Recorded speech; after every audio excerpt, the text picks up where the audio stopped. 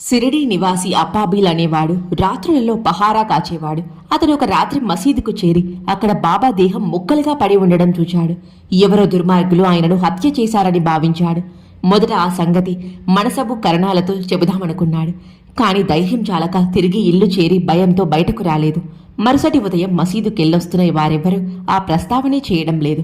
ఆశ్చర్యంతో అతడు మసీదుకెళ్లేసరికి బాబా అతన్ని చూచి, రాత్రి భయపడ్డావా అన్నారు. సాయి కండయోగం చేసేవారని తర్వాత అందరికీ తెలిసింది.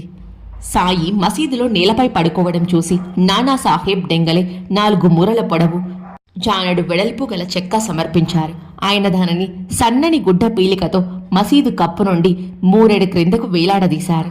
రాత్రి దాన్ని 4 మూలాల ప్రమిదలు వెలిగించి వాటి మధ్యన నిద్రపోయేవారు.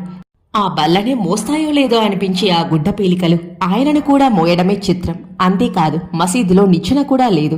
ఆయన